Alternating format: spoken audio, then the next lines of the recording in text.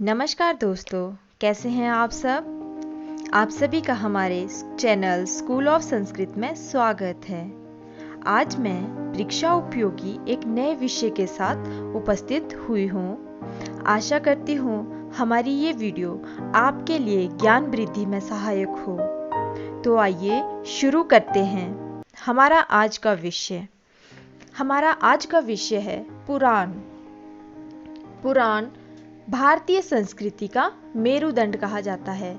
मेरुदंड यानी कि हमारी रीढ़ की हड्डी, जिस तरह से हम रीढ़ की हड्डी पर खड़े हैं उसी तरह से हमारी जो संस्कृति है, भारतीय संस्कृति, वो पुराणों पर खड़ी है, अर्थात मेरुदंड है पुराण। दूसरा पॉइंट है हमारा पुराण शब्द की जो व्युत्पत्ति यानी कि जो उसकी उत्पत्ति है पुराण शब्द की, वो कहाँ से हुई है या किसने की है, किसने दी है, वो है पाणिनि, यास्क और स्वयं पुराणों ने भी इसकी व्युत्पत्ति दी है। पाणिनि हमारे व्याकरणाचार्य हैं और यास्क हमारे निरुक्त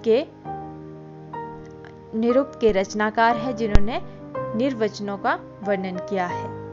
यास्क के निरुक्त के अनुसार पुराण की व्युत्पत्ति है पुरा नवम भवति।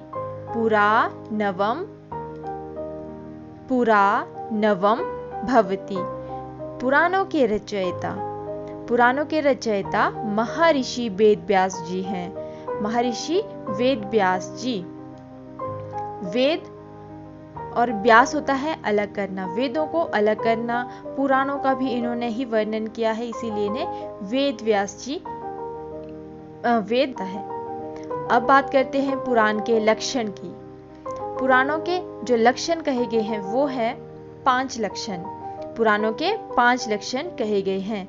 सर्गश्च प्रतिसर्गश्च वंशो मन्वन्तराणि च वंशानुचरितम चेति पुराणम 5 लक्षणम। अर्थात सर्ग, प्रतिसर्ग, वंश, मनवंतर और वंशानुचरित, ये पुराण के 5 लक्षण हैं। जो भी हमारे पुराण हैं उनमें ये 5 लक्षण घटित होते हैं, इसलिए इन्हें प्रमुख माना गया है। आगे बात करते हैं इन 5 लक्षण की कि ये 5 लक्षण क्या क्या हैं। जैसे कि सर्ग कहा मैंने, सर्ग, प्रतिसर्ग, वंश, मनवंतर, वंशानुचरित। सर्ग का अर्थ होता है सृष्टि उत्पत्ति, अर्थात सृष्टि की रचना करना या उसकी उत्पत्ति होना। प्रतिसर्ग का शब्द का अर्थ है सृष्टि का प्रलय होना। वंश का देवताओं और ऋषियों की जो वंशावली है उसका वर्णन। मनवंतर विविध मनु की काल अवधि को मनवंतर कहा जाता है।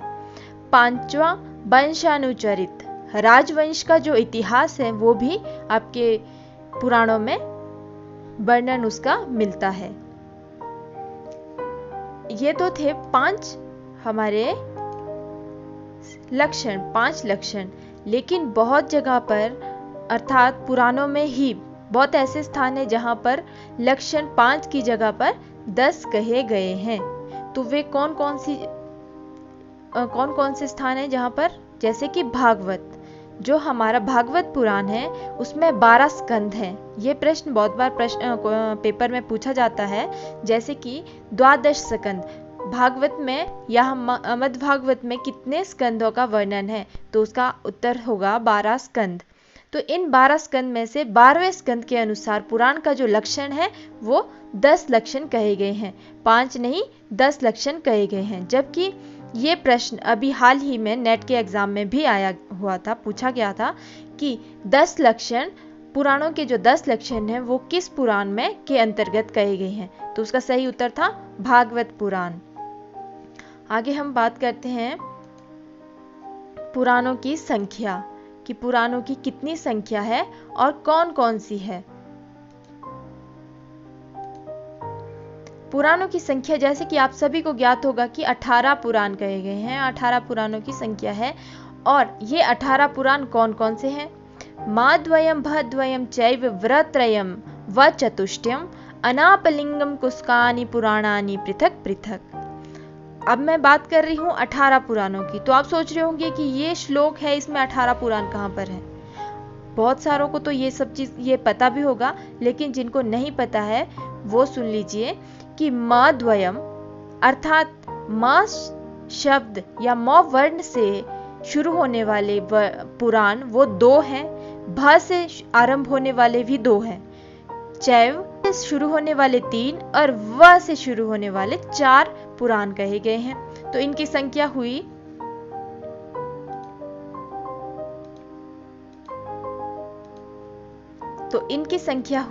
2 जमा 2 4 जमा 3 7 जमा 4 11। तो 11 पुराण ये हो गए। अब बच गए हमारे 17 पुराण। तो 7 पुराण। अ से अग्नि पुराण, न से नारद पुराण, प से पद्म, ली से लिंग, ग से गरुड़, कु से कूर्म, स्क से स्कंद पुराण। तो ये कितने हैं? 1 2 3 4 5 6 7। तो ये है हमारे 7 पुराण अनापलिंगम कुस्कानी। जैसे हमने 18 के 18 पुराणों को कैसे याद रखना है, म द्वयम भ द्वयम चैव ब्र त्रयम व चतुष्टयम अनापलिंगम कुस्कानी। ये हमारे 18 पुराण पूरे याद हो गए। ठीक है। म द्वयम से कौन कौन से आते हैं? म से आता है मत्स्य पुराण और म से आता है आपका मार्कंडेय पुराण। भ से 2 पुराण आते हैं। कौन कौन से आते हैं? भागवत पुराण और भ से आता है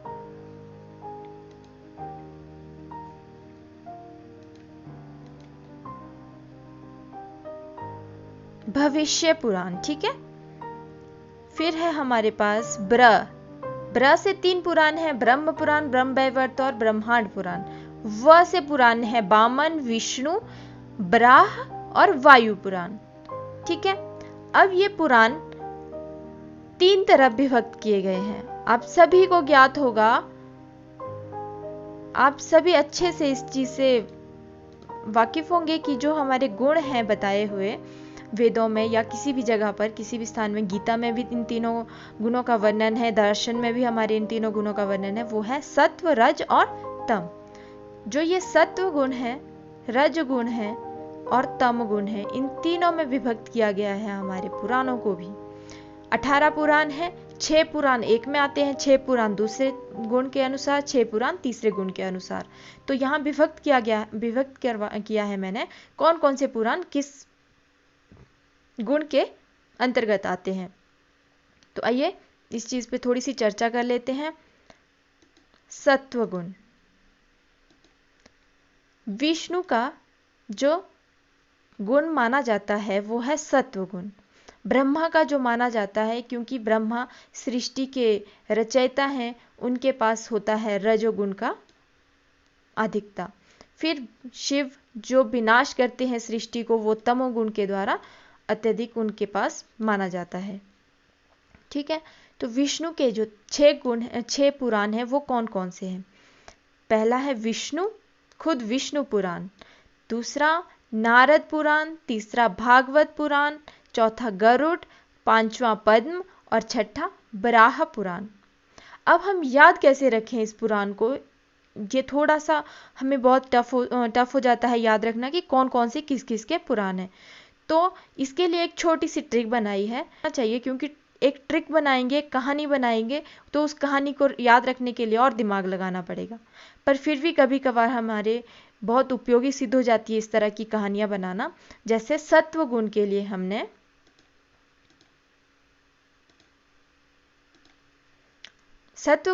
हमने एक ऐसी ट्रिक बनाई है, जैसे कि विष्णु नभ में गरुड़ पर बैठे। यहाँ लिखी है मैंने, विष्णु नभ में गरुड़ पर बैठे। अब आप याद रख सकते हो कि सत्व गुण के लिए हमने एक ट्रिक बनाई है, विष्णु नभ में गरुड़ पर बैठे। वी से विष्णु, पहले ही नाम याद आ गया। न से नारद पुराण। ठीक है। भ से भागवत पुराण। में गरुड़, ग से गरुड़ पुराण, प से पद्म पुराण और ब से बराह पुराण। ठीक है। ये आपके 6 पुराण इसमें आ गए, विष्णु नभ में गरुड़ पर बैठे। फिर अब हम करेंगे विष्णु के साथ ब्रह्म पुराण। ब्रह्म पुराण के 6 पुराण बहुत ही आसान है याद रखने, क्योंकि ये ब्रह्म से संबंधित है। और ब्रह्म के 3 पुराण जो हमने ब्रह्मत्रयम पढ़ा था ना, वो ब्रह्मत्रयम ये है, ब्रह्म ब्रह्म ब्रह्मांड और ब्रह्म वैवर्त। ब्रह्मांड ब्रह्म ब्रह्म वैवर्त 3 पुराण तो यही हो गए, तो हमें ब्रह्म से ही याद रखने हैं। 3 ये हो गए, मार्कंडेय भव, भविष्य और वामन। तो इसे हम याद रख सकते हैं भवम, ब्रह्म भवम। ठीक है, ब्रह्म भवम, भ से भविष्य, व से वामन और म से मार्कंडेय पुराण। फिर बात करते हैं तामस के जो 6 पुराण हैं शिव से आधारित, उनकी वे कौन कौन से हैं देखते हैं। वायु पुराण, लिंग पुराण, स्कंद, अग्नि, मत्स्य और कूर्म।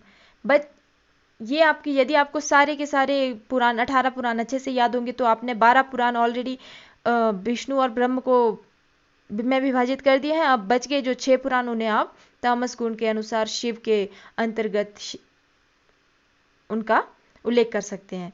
परंतु फिर भी आप इसे यूं याद रख सकते हैं, अकुर्म लिवास, अकुर्म लिवास। कुर्म याद रखना है आपको, अकुर्म, इसका अकुर्म बनाना है, अकुर्म लिवास। अकुर्म लिवास से आपका क्या मतलब होता है देखिए,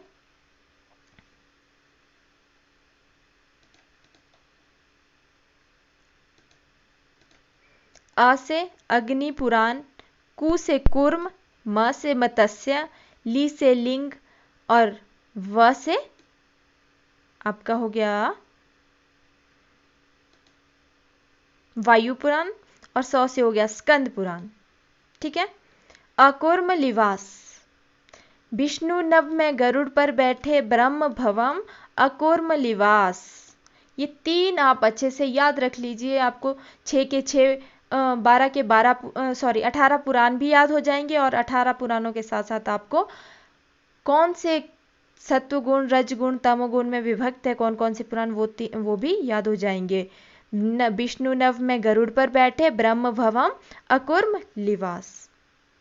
ठीक है, अब हम आगे चर्चा करते हैं पुराणों की। सबसे पहले हम पुराणों में चर्चा करेंगे ब्रह्म पुराण की। सबसे प्राचीन पुराण कहा गया है ब्रह्म पुराण को। यह पुराण आदि ब्रह्म आदि पुराण के नाम से भी जाना जाता है। अध्यायों की संख्या है 245 और श्लोक की संख्या है 14,000। सूर्यवंश तथा सोमवंश का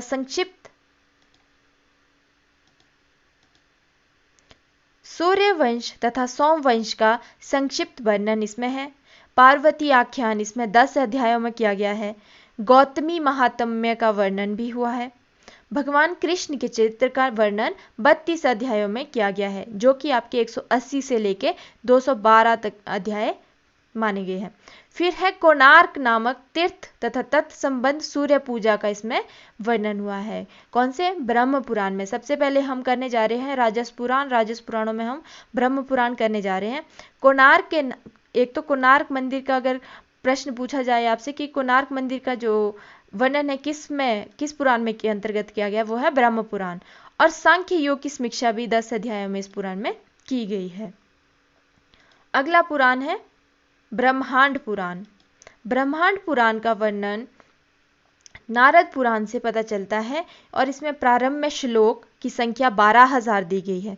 इसमें 4 पाद हैं: अनुषंग, प्रक्रिया, उपोद्घात और उपसंहार। ठीक है, फिर है ब्रह्म वैवर्त पुराण। इसमें श्लोक संख्या है 18,000। 4 खंडों में ये विभक्त है: ब्रह्म, प्रकृति, गणेश और कृष्ण। कृष्ण के द्वारा ब्रह्म के विवृत अर्थात प्रकाशित किए जाने के कारण ही इसका नाम ब्रह्म वैवर्त पड़ा।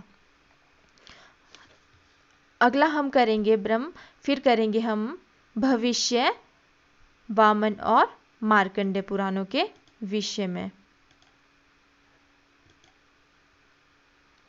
भवम, ब्रह्म भवम याद रखना हमने।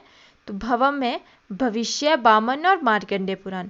भविष्य में होने वाली घटनाओं का वर्णन नारद पुराण के अनुसार इसमें दिया जाता है भविष्य पुराण में, और इसकी श्लोक संख्या है 14,000। नारद पुराण के अनुसार इसमें 5 पर्व का वर्णन है। ब्रह्म पर्व, विष्णु पर्व, शिव पर्व, सूर्य पर्व और प्रतिसर्ग पर्व। सूर्य पूजा का विशेष रूप से इसमें वर्णन किया गया है। ऐतिहासिक राजवंशों के इतिहास का जानने के लिए भी हम भविष्य पुराण को देखते हैं। फिर है वामन पुराण। वामन पुराण की श्लोक संख्या 10,000 है और अध्याय इसके 95 हैं। वामन अवतार से ये संबंधित पुराण है। और छठा पुराण है मार्कंडेय पुराण। मार्कंडेय ऋषि द्वारा इसका कथन हुआ है। इसकी अध्याय की संख्या 137 है और श्लोक संख्या इसकी 9,000 के आसपास है और इसे परिमाण में बहुत छोटा भी माना जाता है। अंग्रेजी में इसका अनुवाद पॉर्सिटर साहब ने किया था। विशिष्ट अंश इसका दुर्गा सप्तशती है। तो प्रश्न यहाँ से बनता है कि मार्कंडेय पुराण में निम्न में से किसका वर्णन होता है। तो उसमें आपके पास दुर्गा सप्तशती या फिर कुछ छोटे छोटे और भी ऑप्शंस आ सकते हैं। तो आपने करना है दुर्गा सप्तशती। या प्रश्न यूँ पूछा जाता है कि दुर्गा सप्तशती किस पुराण के अंतर्गत आती है। मार्कंडेय पुराण, विष्णु पुराण, ब्रह्म पुराण, ब्रह्म वैवर्त पुराण। तो आपकी दुर्गा सप्तशती बहुत ही महत्वपूर्ण प्रश्न है। ये प्रश्न बार बार पूछा जाता है, हर पेपर में पूछा जाता है। दुर्गा सप्तशती आपके मार्कंडेय पुराण में वर्णित है। इसका एक विशिष्ट अंश है। अब हम 6 पुराण कर चुके हैं जो कि हमारे राजस पुराण से संबंधित थे। अब हम आगे करेंगे सत्व पुराण से संबंधित जो पुराण है, जैसे कि विष्णु नभ में गरुड़ पर बैठे। विष्णु नभ में गरुड़ पर बैठे। तो विष्णु पुराण सबसे पहले करेंगे। विष्णु पुराण के जो अध्याय की संख्या है 126, अंशों में विभक्त है 6 अंश में, जिसमें कि सृष्टि का वर्णन है, भूगोल का वर्णन है, आश्रम संबंधी जो कर्तव्य है उनका वर्णन है, ऐतिहासिक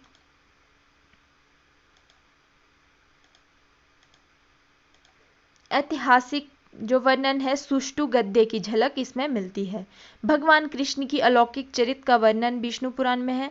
प्रलय तथा भक्ति का विशेष वर्णन है। अगला पुराण है पद्म पुराण। श्लोकों की संख्या 50,000। खंड है 5। प्रथम खंड में सृष्टि खंडम, भूमि खंडम द्वितीयकम, तृतीयम स्वर्ग खंडंच पातालांश चतुर्थकम, पंचमम चौत्तरम खंडम सर्व पाप प्रणाशनम। कि पद्म पुराण के कितने खंड हैं? 5 खंड, जो कि प्रथम सृष्टि खंड माना गया, द्वितीय भूमि खंड के नाम से जाना जाता है, तृतीय स्वर्ग, चतुर्थ पाताल। सृष्टि, भूमि, स्वर्ग, पाताल, पंचमम उत्तरखंडम इसके नाम से जाना जाता है। करती हूँ कि आपको ये वीडियो पसंद आई हो और आपके लिए ये महत्वपूर्ण ज्ञान वृद्धि में भी सहायक हो। तो हमारी इस वीडियो को लाइक करना, शेयर करना और कमेंट करना प्लीज़ ना भूलें। तब तक के लिए धन्यवाद।